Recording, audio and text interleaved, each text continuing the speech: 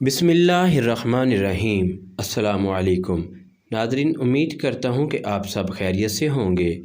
پیارے دوستو، درود پاک پڑھنے والے کو حضور علیہ الصلاۃ والسلام کی شفاعت نصیب ہوگی۔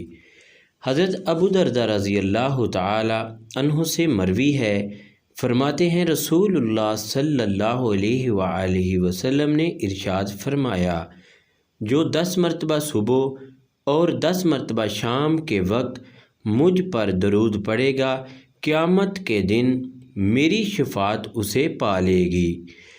ایک دوسری روایت میں حضرت ابو بکر صدیق رضی اللہ تعالی عنہ سے مروی ہے، فرماتے ہیں میں نے رسول اللہ صلی اللہ علیہ وآلہ وسلم کو یہ فرماتے سنا کہ جو مجھ پر درود بھیجے گا قیامت کے دن میں اس کا شفیع ہوں گا۔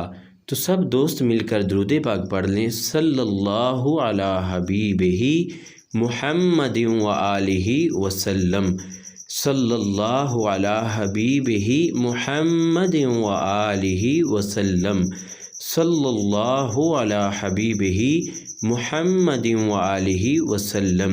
تو پیارے دوستو، کس قدر اللہ پاک کا اور حضور نبی کریم صلی اللہ علیہ وآلہ وسلم کا ہمارے اوپر احسان ہے کہ حضور نے فرمایا جو شخص 10 مرتبہ صبح اور 10 مرتبہ شام، یعنی ٹوٹل 20 مرتبہ دن میں مجھ پر درود پڑے گا صبح و شام، تو میں قیامت والے دن اس کی شفاعت کروں گا، یعنی وہ میری شفاعت کو پا لے گا۔